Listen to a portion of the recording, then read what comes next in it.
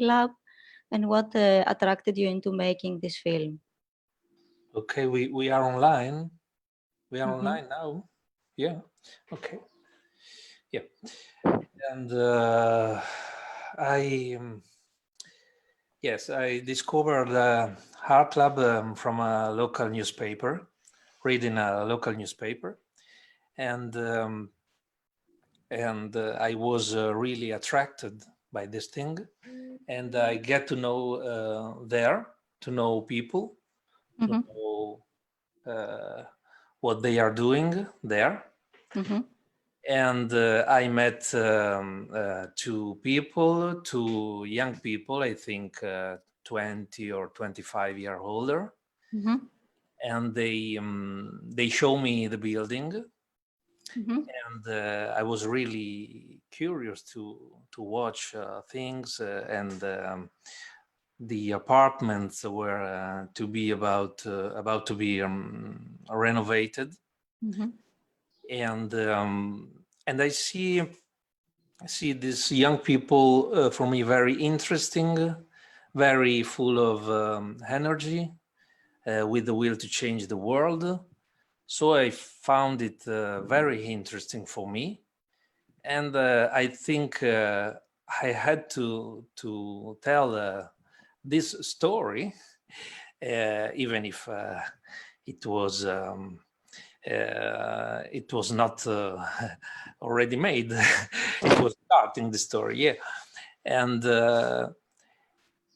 I think that it was a magic meeting, and but I didn't start the documentary at that time. Mm-hmm. I was working on other things, so I really started a year later, and but I was sure that I had to start this documentary, and because I think that if you work in the artistic field, Mm-hmm. maybe you have the chance to see things that people normally don't see. And so if you see beautiful and interesting things, you have the duty to let other people see these things. Mm-hmm. And I think that in this case, this movie can communicate important things in the political and social field. So it's very important to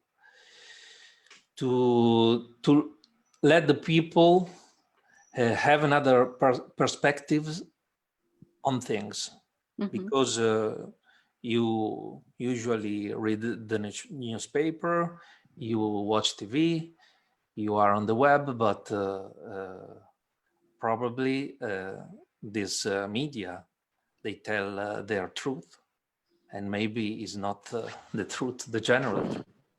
So we have to know other truths. That's correct. So, how did you approach the people from Artlab? I mean, what did you tell them? How did you get them to agree to make this film with you?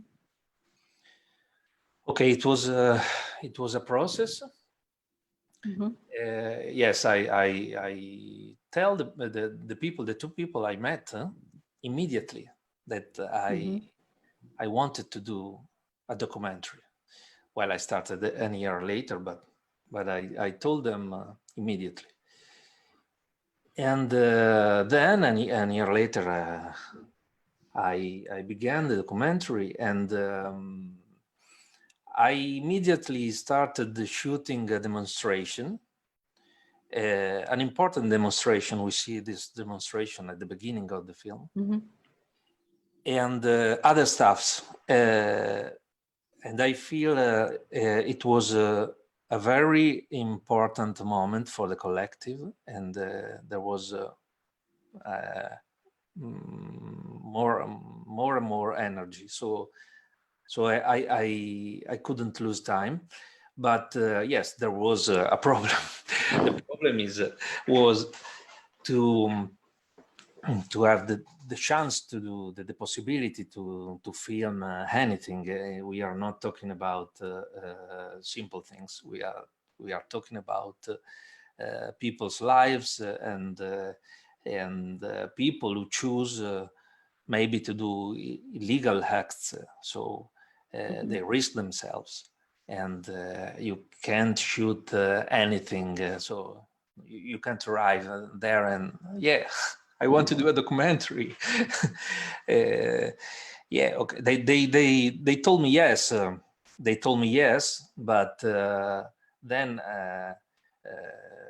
it's a thing to speak about a documentary to do, and another thing is making this documentary. So yeah, I have to solve problems, but I think. I was always there because I live nearby, and I was curious, attracted by this place. So the relation was good. There was trust. There was trust growing. So yeah.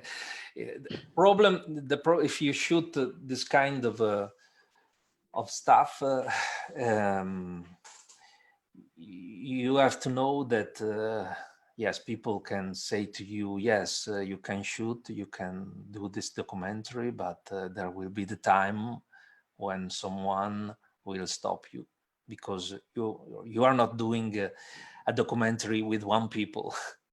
In this case, I tell the story of I don't know, 50 people maybe.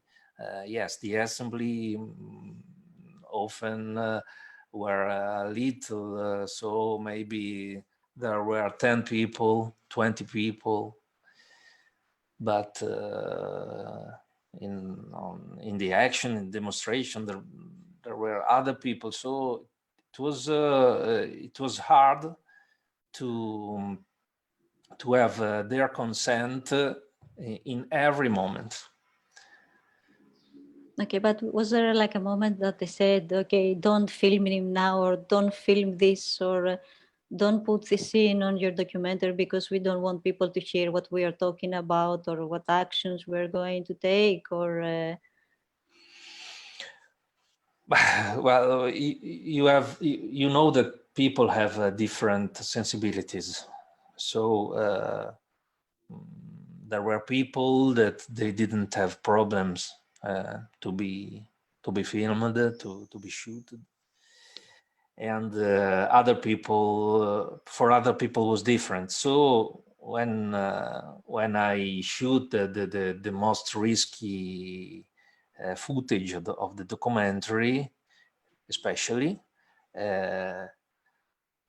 someone told me, put away the camera, but we agreed that I could shoot. So it started a discussion, and then maybe sometimes I filmed, sometimes I stopped to film.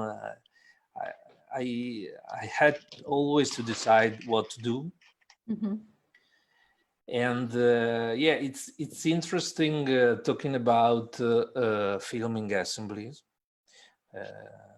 because I think that assemblies for a collective is a very important moment. And I told people from the beginning that I wanted to film assembly, and they told me yes, okay, but but when the moment arrived, some people had problems. Maybe you can film the next one. So there was a meeting where me and some people talked about it, and then we found a mediation to film assemblies. At the time, there was different assemblies. There was assemblies more organizational and assemblies more political. So they allow me to film the organizational assembly, even if I have to say that both assemblies were political. So it was good. It was good, and later on I filmed other assemblies, and so the problem was solved. Okay, so we see some people that are being interviewed in the film. Did you choose them by like randomly, or were they only ones that accepted to be interviewed, or did they play like key roles in the collective? I mean, how did you choose them? Yes, no, I choose to interview these people because they're playing an important role in the collective, and I chose these people also because I think they were good in communication and able to communicate their inner world. So the reason why they choose to choose to occupy a building, to take part of this collective, to take part of the social center, and yes, it was very important to me, this thing, because I think in the interview these things you can feel it, because people are very involved in what they are doing, and it's an important choices. It's an important choice, that of take part to a collective and this kind of living. And people choose these things. Maybe people can be attracted and go to the social center and have a nice moments, have a talk. But when you every Monday go to assemblies, and you work in some way in the bar where there is a concert, and you spend a lot of time and your energy there. You have to believe it. You have to believe in these things. Okay. So I was reading in an interview that at the beginning, some of them thought that you were working for the police. Yes. Yes. When I talked before.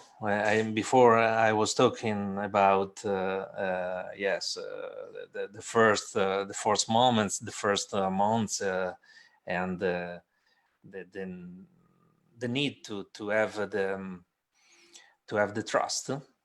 And but people really didn't know me.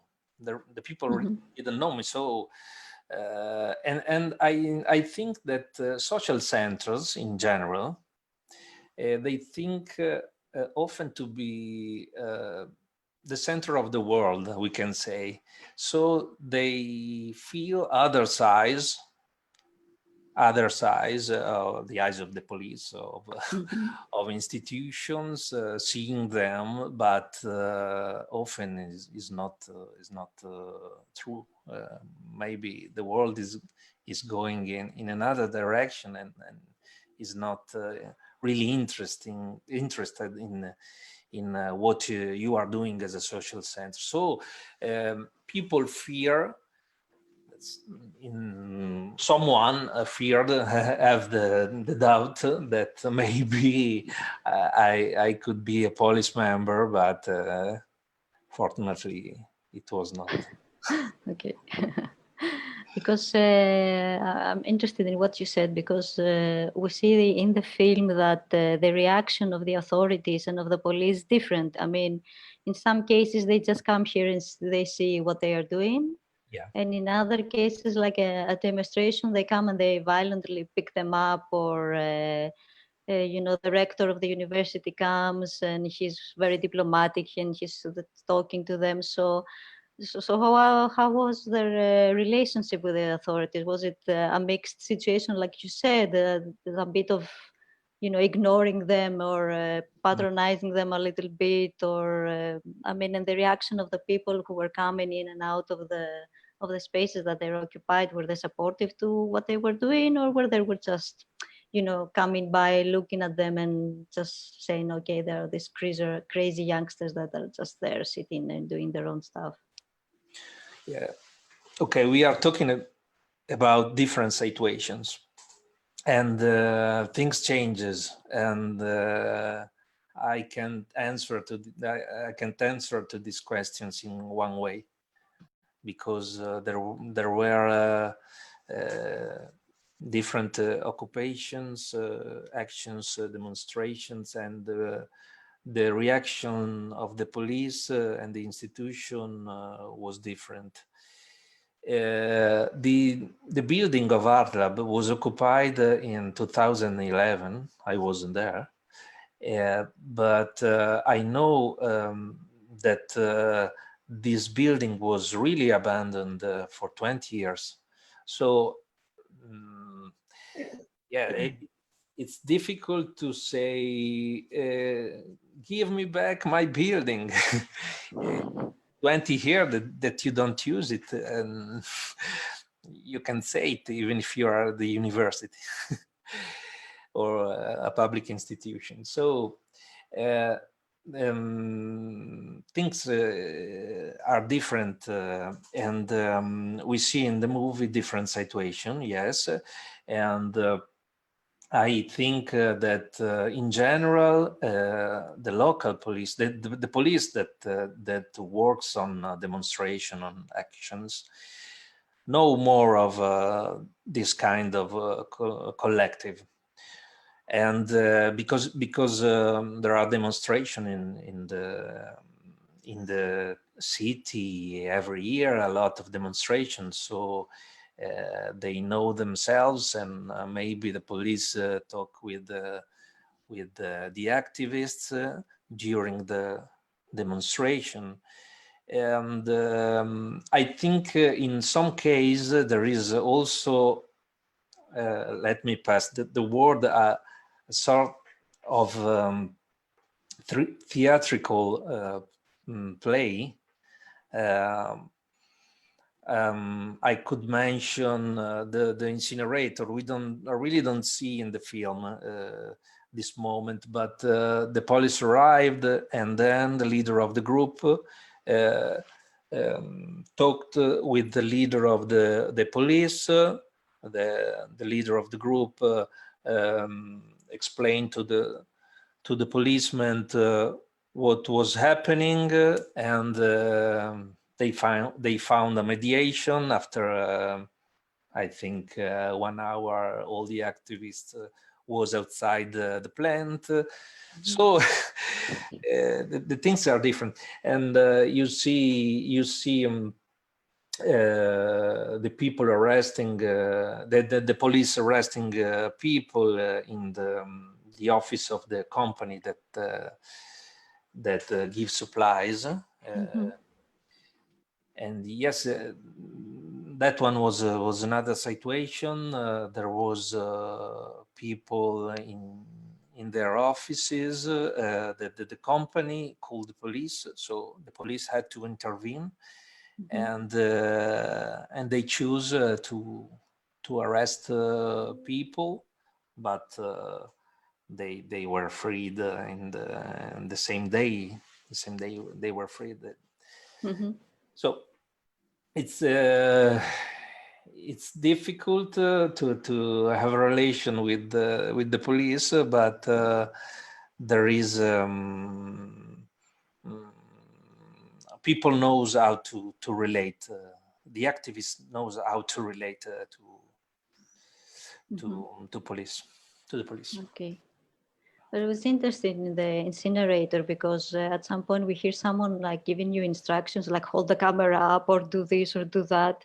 Yeah. And then they're like running, and it's really very theatrical also. Okay. What you have said. Yeah, I have to say that that footage was not made by me, but was made by an activist. So Okay.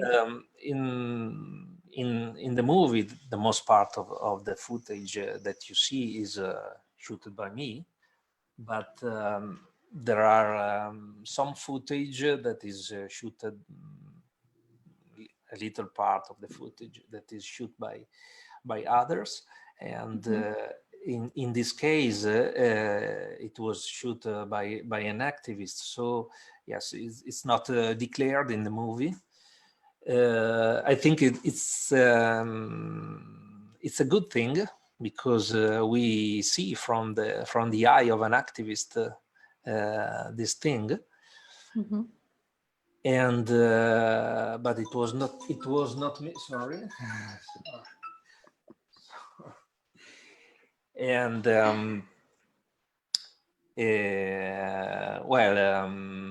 we see from the eye of the activist the police arresting people. So I think it is in some way better that it was me filming. It's more I think it's even more true. And so Okay, so the footage then from the incinerator is from one of the activists. The inner part, where people, where activists are inside the plant, yes, but the footage outside is mine. Yeah. Okay. This part was made into, in general, in the documentary there was only a camera shooting that it was me, but sometimes there was a second camera. So in some action or demonstration there is the camera of the activist, and in other situation in the assembly I had an operator with me. So we were in two filming some assemblies, some moments, but in general it was only me. Okay, so how did you do the filming? I mean, because you filmed them for about 7 years, did you film them like every year constantly, or were you going filming them for 1 year and then going back after 2 years and filming some more? I mean, how did you do it, and why did it last so long? Okay.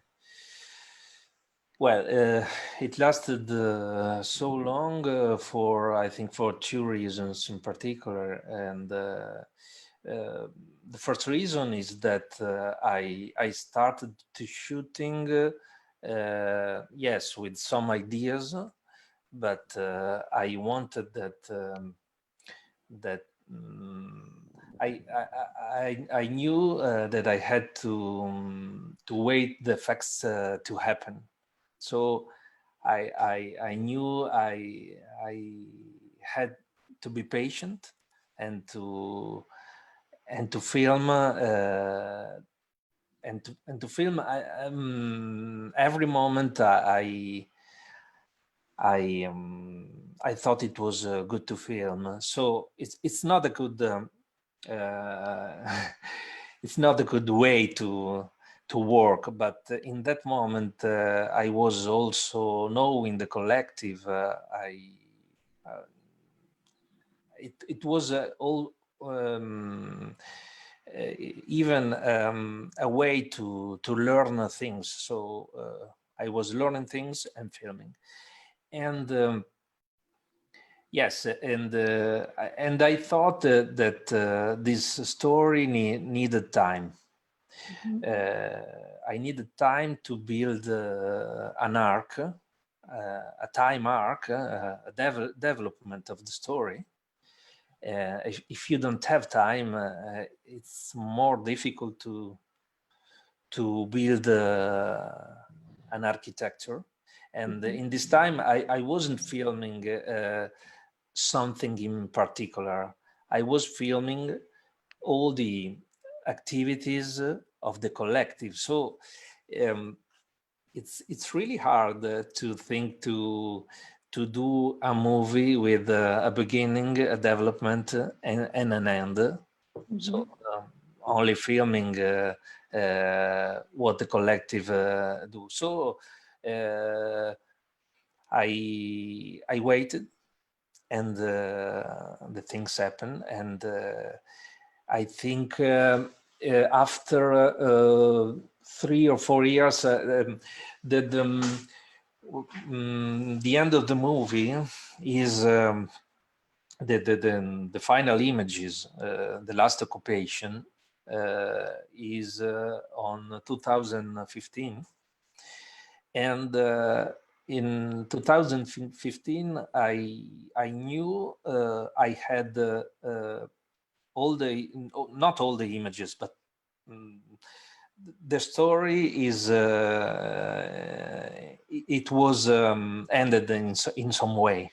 So the other footage that I made after 2015, there were footage to add, but less important than. Okay, so how many hours of material did you have after all these years filming? Well, I really don't know. I didn't count the hours, but I think it was 2 hard drives of about 4 terabytes both, so maybe 6 or 8 terabytes of footage. It's an enormous amount of footage, but I have to say that I only watched the part of this footage because I know that the most part of the footage didn't it wasn't useful. It wasn't useful. So So but the problem is the problem was to edit and yeah, because even if some materials, I didn't watch part of the material. In the material, it was really difficult to do the editing, and it lasted, I think, 2 years. The editing, because if I knew how to organize the story, it's different doing practically. So it was very difficult, very emotional for me. It was very enjoying every day seeing this creator giving birth to this creator. And yes, when I finished the movie, I was crying in some way. Yeah, I was very emotionated. I don't know is the word. Okay. was it tears what of happiness, of relief, of? I was really happy. I was really happy. So did someone help you with the editing, or did you do it all on your own? Yeah, it is an interesting question. Yes, and I did it nearly alone, but sometimes I showed the movie to other people, and especially to my girlfriend that lives with me, and thanks to her, I think many problems were solved. But not only my girlfriend, also other people, activists, but also people who didn't know anything of the social center. So with a free mind, you can watch things in a better way.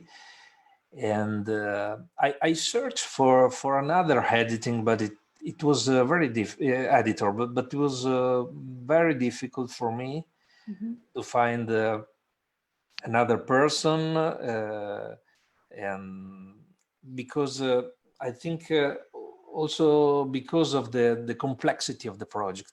So this man should have to watch a lot of hours of materials.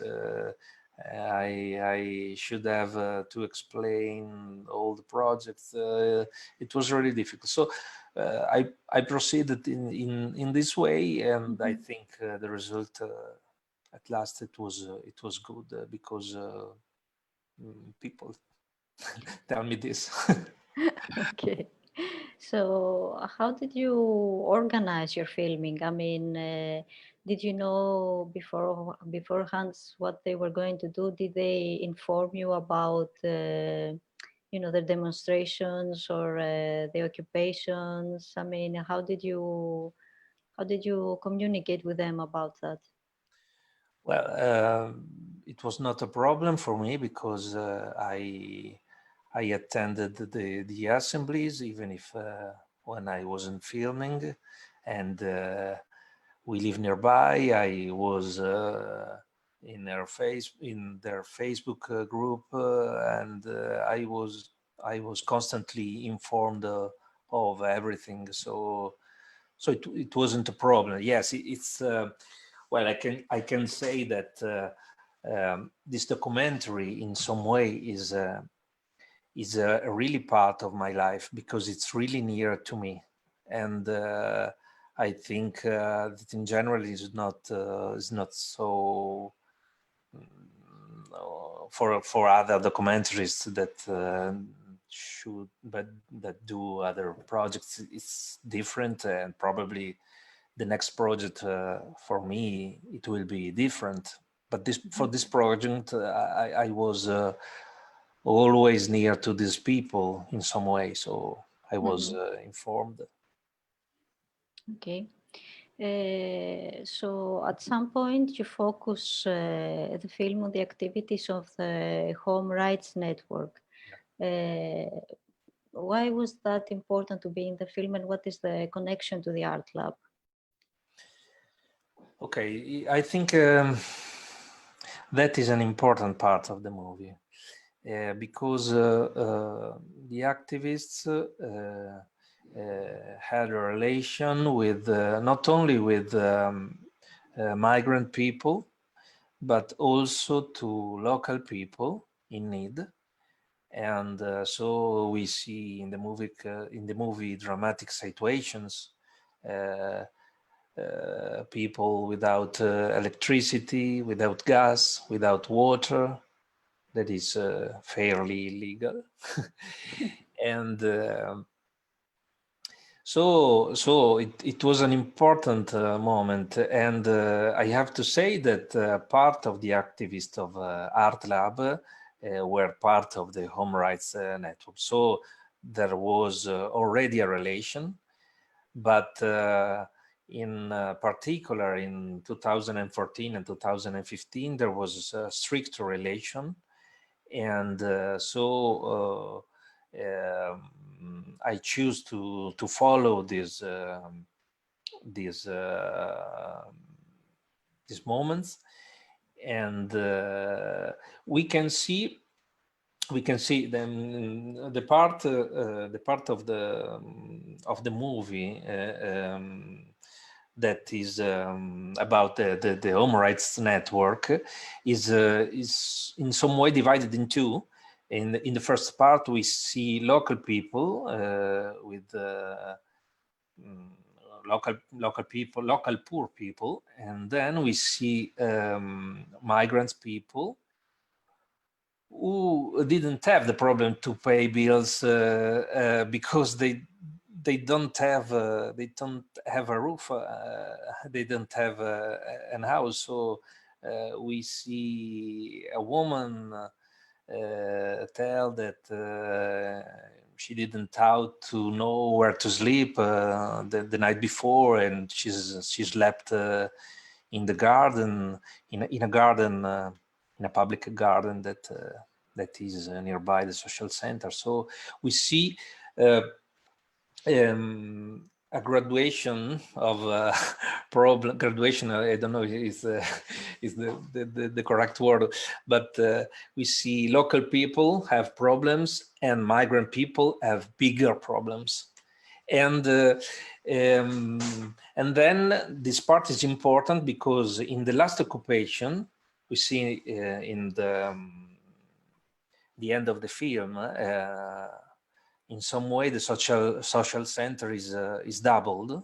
Mm-hmm. So in the new part of Artlab, they find homes, poor people, families, especially migrant families. So there is important for the architecture of the movie. These things showing this part of the home rights network. Okay, so are they still active? All of the people that we see in the film, are they still in the Artlab?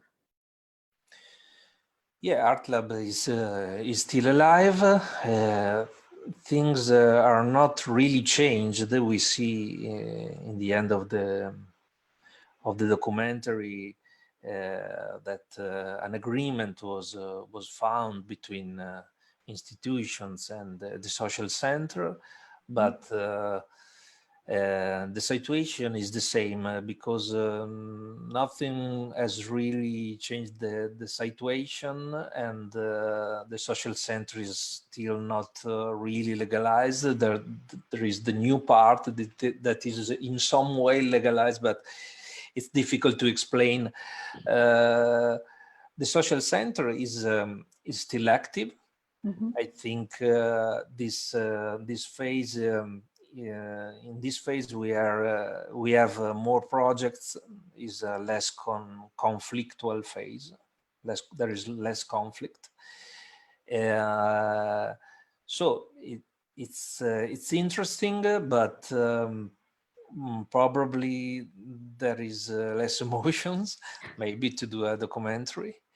And yes, some people has gone away because they follow their lives. Maybe they changed the city, they changed someone was studying and then found work in another city. And for the newcomers is different because they didn't occupy the building. Mm-hmm. So in some way it's difficult to have the same energy, because if you conquer something and you know very well why you are doing this thing, if you arrive when the building is already occupied, projects are already working, it's in some way different, but I think the newcomers are good people, intelligent people. There are young newcomers, and some of these young people, they are of Fridays for Future, so there is an environmental sensibility and a new. We say in Italian linfa. I don't know how to say in English. New blood for the social center. So it's more, let's say, calm now, the situation. I mean, the activities that they have, they're not so like, they're not fighting so much like in the beginning that we see in the film, not occupying any more buildings. They have settled somewhere and they're just continuing with their actions. Yeah, the situation is different because, even if not all the city knows Artlab, but Artlab is in some way known by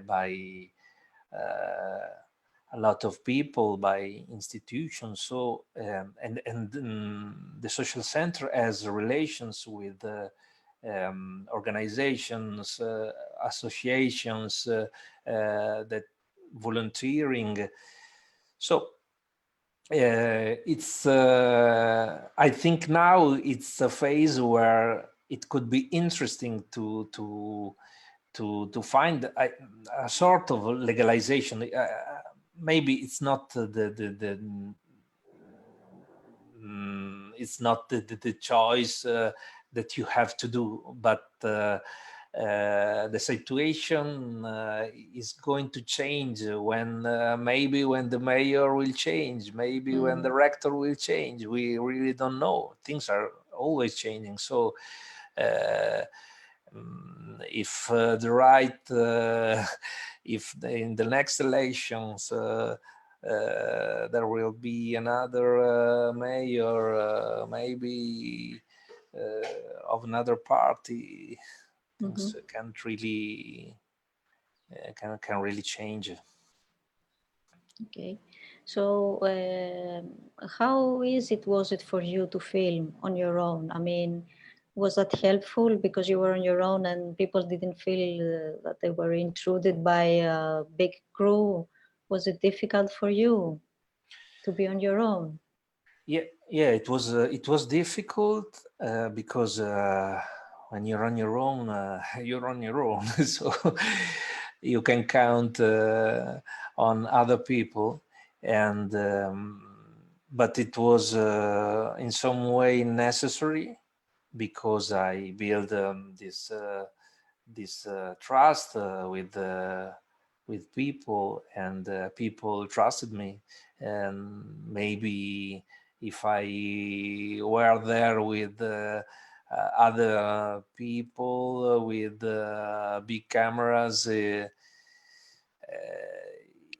it it could be difficult. It could have been difficult. So it was a good thing to be alone. Yes, uh, it's not bad to have some help. It's not bad. But this project is it's very peculiar and particular. It's really different from other projects, I think. So it So was. did you get any funding for the film, or was it all on your own? Yeah, we did a crowdfunding, so we collect some money, but yeah, I think it was 3 or 4,000 euros. That isn't really a budget for a film, but it's good because you can talk about your project. People is watching.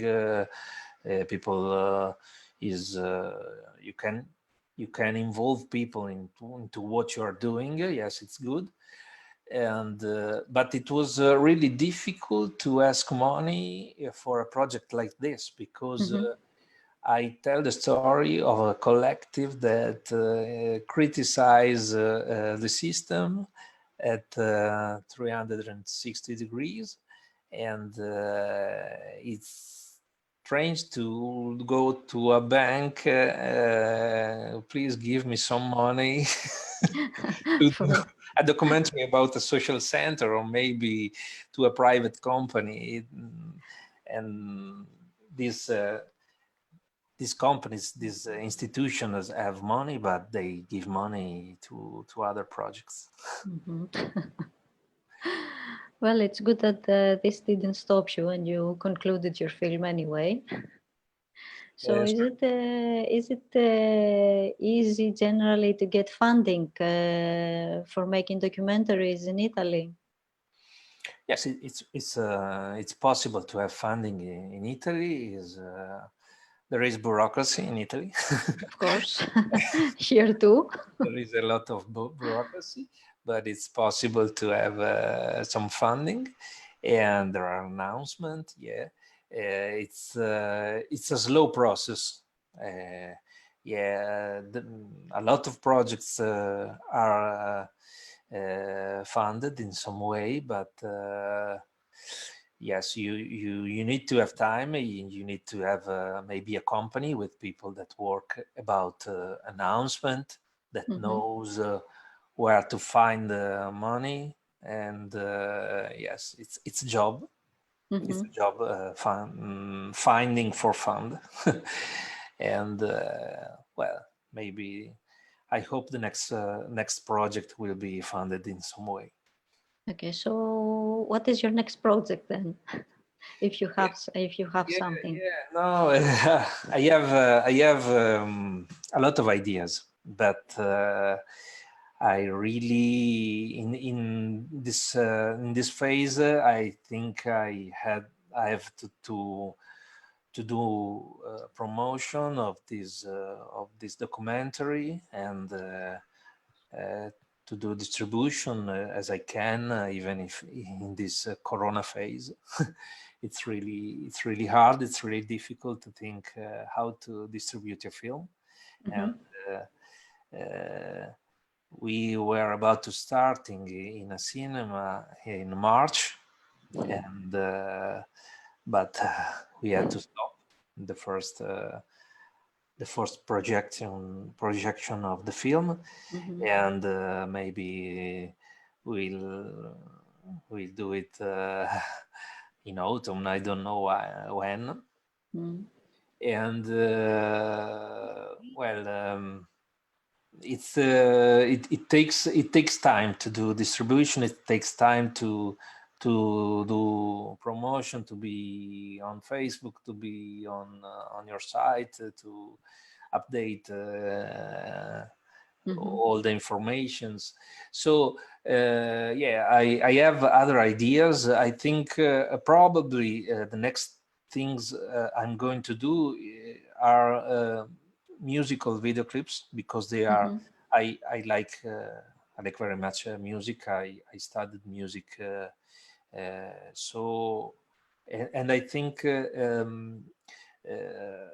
these clips can let you express your fantasy. So I think I'm going to do some musical video clips, and I have ideas also for other documentaries, but I think it's soon to talk about it, because at the moment are only ideas. So I can start a documentary, but I can start another documentary. So this Okay, is the so situation. so did you show them the film, and how did they react to it? Did they enjoy your film? Did they have any, suggestions about how you should have done it or something like that?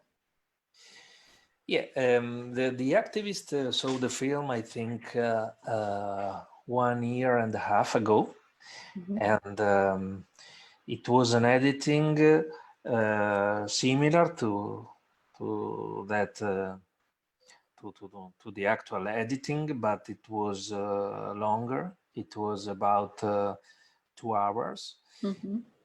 And it was really emotional, and it was a really emotional moment, because I finally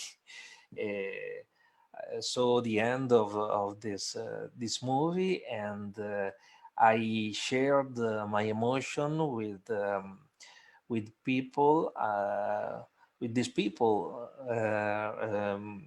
with whom I shared part of my life. So I saw in people's faces the emotion, and there has been great hugs, and everything was happy, because for these people, seeing themselves in the movie is a proof that you are doing important things. So this kind of music, this kind of movie, as a social involvement. And when an activist see really that he has made or he or she has made these important things, and is a sort of revelation for these people. Mm-hmm. So, how about the audience? I mean, did the film, were there people that were not involved in this sort of activism or social centers that saw the film? And I mean, what was the reaction to it? Were they amazed? Were they like, they saw something different? Yeah, I was really curious to see the reaction of these people, because yes, if you are an activist, even if in another social center, you know, uh, you know the argument, you know what is gonna happen in the movie. If you don't know social centers, if you don't know social movements, it, it's difficult to imagine something, and maybe to understand. So uh, when I have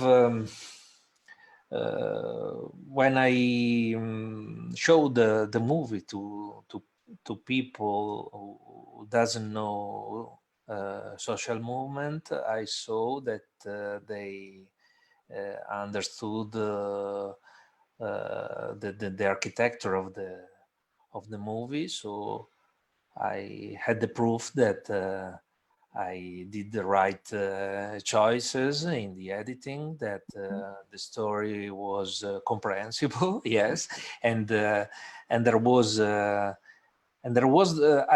could say in many cases the same emotions of the activists. I can say that many people told me they were moved by this film, that and I think this film has reached its goal. Yes, that is to move people to to let people to be to do concretely something for their present and for their and for their future, to be an active citizen. Mm-hmm. Because in the society of today, it's more and more important to be active as a person. And so this film has reached this goal, that to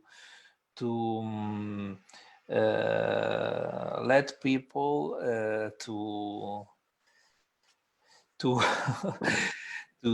do this these choices, that maybe it can be hard to be an active citizen, Mm-hmm. but you have to do it.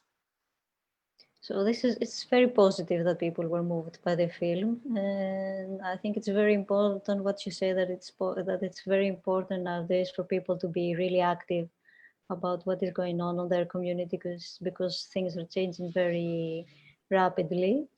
Yeah. So how are things in Italy now after the COVID virus lockdown, and especially for artists also that are, you know, like you, I mean, you started, you were ready to start screening your film in the cinema, and now you have to wait until, you know, things are smoothing out and stuff. Yes, it's hard for everybody. Yeah, it's hard for the activists, because people now an activist now can only do yes, it can help people now in this time, but it's strange, and you can protest on the web, yes, but it's not the same thing to go to the streets, to go down to a square, uh, and the same thing happened to artists, to directors, because you are in some way freezed. Yes, we had to start with the film in March, and we really don't know where we are going to do the first projections of the film. Mm-hmm. And I think that movies, and especially this kind of movie, is made to be seen in a cinema hall. Mm-hmm. It's really different because you see bigger images, the sound it's very good, and we chose to do a 5+1 audio version. Mm-hmm. So if you see the movie in a cinema, you are surrounded by the sounds, and you are inside the action. I think you are more inside the action. So it's really important for us that the movie is seen in a cinema. But yes, we have to wait. We hope that things will go better. Well, we hope so too, and we wish that you will finally manage to screen your documentary in the cinemas. Well, I don't have any more questions, so if you would like to add something, we can. I say thank you to you, to all the festival, and because I think it's a good opportunity for directors as me to participate at a festival like this. Mm-hmm. I think it's important because it's a festival that has a social sensibility, and now it's really important. It's a young festival, so good luck at this festival. Important. Thank you, thank you very much for screening your film in our festival and joining us today for this Q&A. And also thanks to Tonia, who was standing by to do the translation in case we needed it from Italian to English. Yeah, I did some mistakes, but I hope you did well. Don't worry. So thank you everybody for watching. Thank you. In bocca al lupo. Grazie. Grazie davvero. Have a wonderful evening, and thank you very much for joining us. And we are going to screen the third film today after this session, and we're going to have another Q&A on Sunday with the director of the film Pump, which is going to be screened from today. So thank you very much, Lorenzo and Tonia. Good luck to everyone, and stay safe. Bye-bye. Bye.